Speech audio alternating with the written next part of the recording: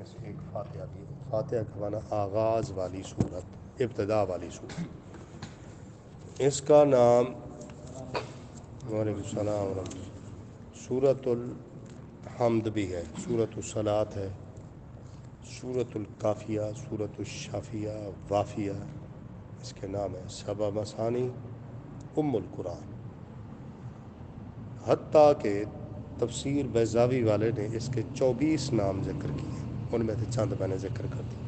کوئی شخص پورے دیکھنا چاہتا ہے تو تفسیر بیضاوی سورۃ فاتحہ کی ابتدا سے ہی اس کے نام موجود ہیں، وہاں سے دیکھ لیں۔ تو سورۃ فاتحہ کے رہے فضائل تو کئی فضائل ہیں۔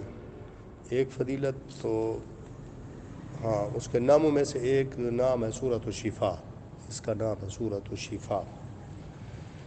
سورۃ الشفاء یعنی ہر مرض کا علاج ہے، ہر مرض کا۔ تو حضرت ابو سعید خدری رضی اللہ عنہ صحابہ کرام کے ساتھ سفر سے آ رہے تھے، ایک گاؤں سے گزر ہوا۔ جن لوگوں کے ساتھ، یہ بخاری شریف کی حدیث ہے، جن لوگوں کے ساتھ ان کا معاہدہ تھا کہ تم ہمارے علاقے میں آؤ گے تو ہم تمہاری مہمان نوازی کریں گے، ہم آئیں گے تو تم کرو گے، کیونکہ ہوٹل وغیرہ کی ترتیب تو نہیں ہوتی تھی، اس طرح سیٹنگ کر لیتے تھے۔ تو صحابہ کرام نے ان سے مطالبہ کیا ہماری مہمان نوازی کرو، انہوں نے کام نہیں کرتے، انکار کر دیا۔ تو صحابہ کرام نے، اب شام ہو گئی تھی، قیام کیا، خیمے لگا دیے۔ رات کا وقت تھا کہ ان کے چند آدمی آئے، حل منکم راکن، کوئی ہے تم میں سے دم کرنے والا؟ حضرت ابو سعید خدری رضی اللہ عنہ نے کہا میں ہوں دم کرنے والا۔ انہوں نے کہا ہمارے ساتھ ایسے چل، اب کچھ لوں گا، کیا لے گا؟ سودا طے ہوتے ہوئے 30 بکریوں کا سودا ہو گیا۔ اچھا، سودا ہو گیا، جا کر دم کیا، مریض ٹھیک ہو گیا، اس کو بچھو نے کاٹا تھا تقریباً، تو انہوں نے 30 بکریاں دے دی۔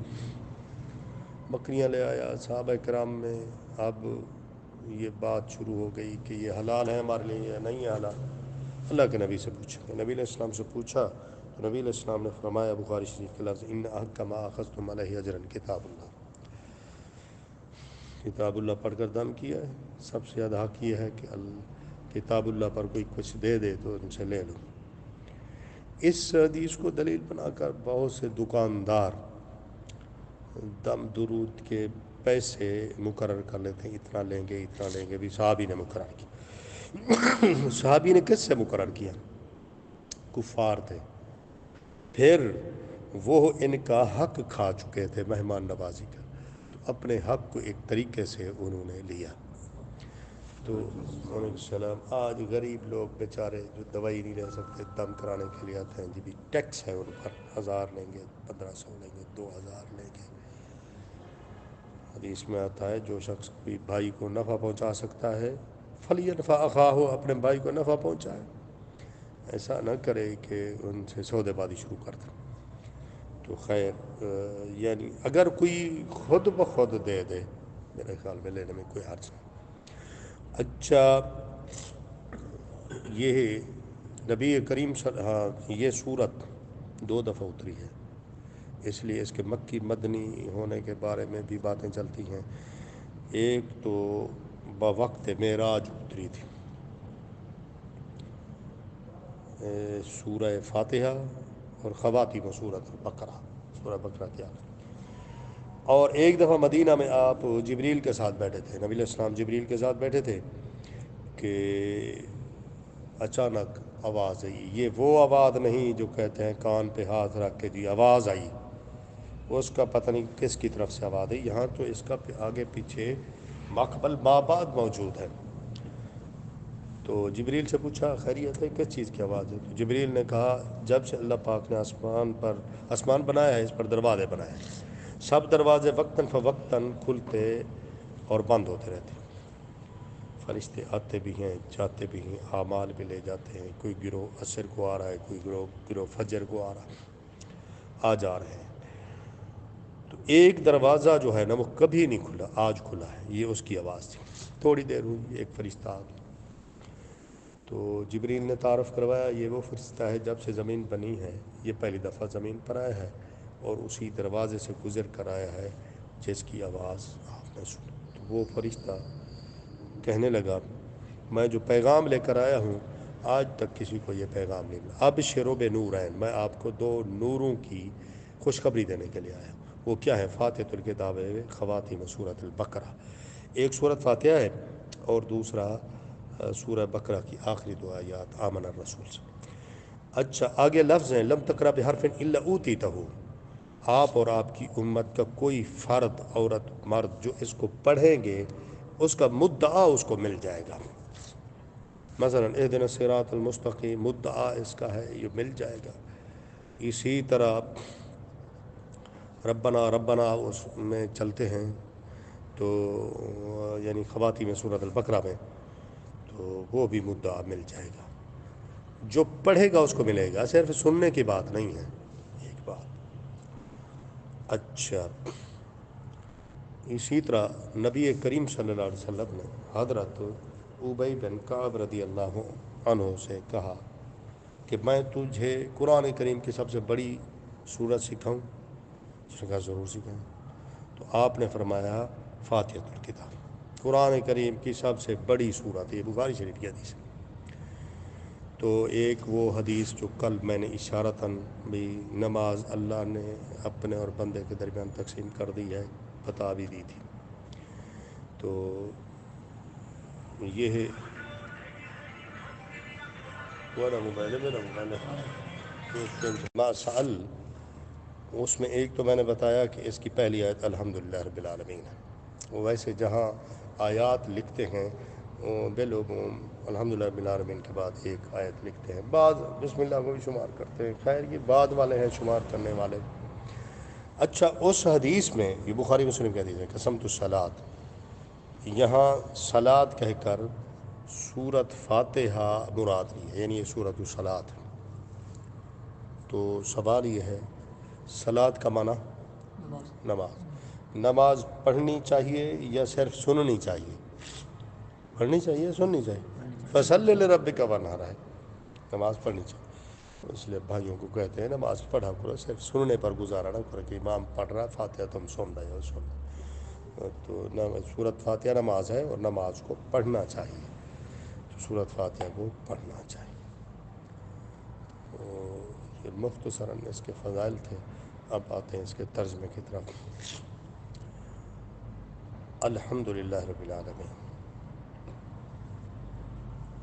اللہ تبارک و تعالیٰ کے ہاں توحید اتنا عظیم چیز ہے کہ آغاز کیا ہے اللہ پاک نے قرآن کریم کا تو توحید سے، الحمدللہ رب العالمین۔ اگر اس پر گہرائی سے سوچا جائے تو توحید کی جو تین اقسام ہیں، توحید ربوبیت، توحید اسماء و صفات اور توحید الوہیت، وہ تینوں سرے سے ایک آیت کے اندر موجود ہیں، اور قرآن کریم کا اختتام ہوا تو وہ بھی توحید پر، قل اعوذ برب الناس، توحید پر۔ توحید فرائض میں سے ایک فرض ہے، جو شخص توحید کو نہیں مانتا اس پر کوئی چیزیں فرض ہیں۔ آپ نے فرمایا سب سے پہلے ان کو توحید کی دعوت دے، اے معاذ رضی اللہ عنہ، یمن والا، اگر مان لیں تو نمازوں کا کہنا، نہ مانیں تو پھر ان کو کہو جزیہ دو یا جنگ کے لیے تیار ہو جاؤ۔ الحمد، الف لام جو ہے اس کو استغراق کا کہتے ہیں، اس کا معنی ہوتا ہے تمام، حمد تعریفیں، للہ ہے اللہ کے لیے ہیں، رب العالمین لفظ اللہ کی صفت جو کہ رب ہے عالمین جہان والوں کا، الحمد اللہ کی بندہ حمد بیان کر رہا ہے، اس میں توحید الوہیت آ جاتی ہے۔ للہ لفظ اللہ میں بھی توحید الوہیت ہے، کیونکہ الالہ اس کا معنی ہے، اور پھر رب یہ اللہ پاک کی صفت ہے، اسماء و صفات۔ رب العالمین جس وقت کہا تو یہ ہے توحید ربوبیت بھی ہو گئی ساتھ کہ پالنے والا جان والا، کہ ایک ہی آیت میں توحید کی تینوں اقسام آ گئی۔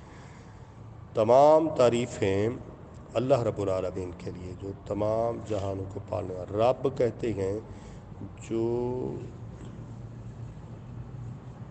آہستہ آہستہ تربیت اور آہستہ آہستہ پروان چڑھا ہے۔ بچہ چھوٹا سا ہوتا ہے، اس کو بڑھاتے بڑھاتے جوان کرتے ہیں، اس کو رب کہتے ہیں۔ تو الحمدللہ رب العالمین، الحمدللہ کلمہ شکر ہے۔ حضرت عبداللہ بن عباس رضی اللہ عنہ فرماتے ہیں کہ الحمدللہ کلمہ شکر ہے۔ الرحمن الرحیم کا ترجمہ کل کر دیا تھا۔ الرحمن بہت مہربان ہے، بہت مہربان ہے، اور دنیا میں مسلمانوں پر بھی کافروں پر بھی سارا دن اللہ کی نافرمانی کرتے ہیں، رزق میں کمی نہیں آنے دیتا۔ الرحیم رحم کرنے والا ہے آخرت میں صرف مسلمانوں پر، مالک یوم الدین۔ جس وقت کہا نا الحمدللہ رب العالمین کہ تمام تعریفیں رب العالمین کی، تمام جہانوں کو پالنے والا، میں ایک معمولی سا بندہ، میری تو کوئی حیثیت نہیں، رب العالمین سے ہم کلام ہوں، میری بات سنے نہ سنے۔ فرمایا میرے بندے ذرا آگے پڑھ، الرحمن وہ اتنا شفیق ہے، کافروں پر بھی شفیق ہے۔ اچھا بندہ بڑا خوش ہو گیا کہ بات شفیق ہے، بس انشاءاللہ اپنی رحمت کے ساتھ مجھے معاف کر۔ آگے پھر دھمکی بھی دی، صرف رحمت نہیں، مالک یوم الدین، جزا سزا کے دن کا مالک بھی ہے، جزا بھی ہو سکتی ہے، سزا بھی ہو سکتی ہے۔ اچھا اب بندے نے تلاش کرنا شروع کر دیا، مالک یوم الدین، دین کہتے ہیں وہ بدلے کا دن، جزا سزا کا دن۔ اللہ مالک ہے اور کوئی نہیں۔ حدیث میں آتا ہے قیامت کے دن اللہ تبارک و تعالیٰ فرمائیں گے لمن الملک اليوم، آج ملکیت کس کی ہے، بادشاہت کس کی ہے۔ سناٹا ہوگا، سناٹا طاری ہوگا، یوں بھی ہوگا این الجبارون این المتکبرون این الذین یأکلون رزقی ویعبدون غیری، سناٹا طاری۔ پھر اللہ کی طرف سے جواب، للہ الواحد القہار مالک یوم الدین ایاک نعبد و ایاک نستعین۔ جب اللہ تبارک و تعالیٰ نے یہ دھمکی دی مالک یوم الدین کی، بندے نے طریقہ تلاش کرنا شروع کر دیا کہ قیامت کے دن سزا سے بچ کر جزا لینے والا بن جاؤں، کوئی طریقہ، تو طریقہ بتا دیا، ایاک نعبد، صرف تیری ہی ہم عبادت کرتے ہیں اور صرف تجھ ہی سے مدد طلب کرتے ہیں۔ ایاک نعبد، صرف تیری ہی، اصل اگر آ جائے نا نعبد ایاک، نعبد ایاک، تو اس کا معنی ہے تیری بات کرتے ہیں، ہم تیری بات کرتے ہیں۔ جب آ گیا نا ایاک پہلے، عربی کا ایک اصول ہے التقدیم بعد حق و تاخیر یفید الحصر، حصر کا وعدہ، صرف تیری ہی یہ ہم عبادت کرتے ہیں۔ تو یہ ایک بہت بڑا دعویٰ ہے کہ صرف ہم تیری بات کرتے ہیں، صرف تیری بات کرتے ہیں، بہت بڑا دعویٰ ہے۔ تو اس کے لیے بندے نے سہارا تلاش کیا، تو یا اللہ اس کو پائے تکمیل پہنچانے کے لیے وَإِيَّاكَ نَسْتَعِينُ، تیری مدد چاہیے، اللہ کی مدد کے بغیر کوئی کچھ کر بھی نہیں سکتا۔ حضرت عبداللہ بن عباس رضی اللہ عنہما فرماتے ہیں سابقہ جو کتب تھیں ان کا خلاصہ ان صورتوں میں ہے جن سے پہلے حامیم کا لفظ ہے، ان صورتوں کا خلاصہ پھر سورہ فاتحہ میں ہے۔ سورت فاتحہ کا خلاصہ ایاک نعبد و ایاک،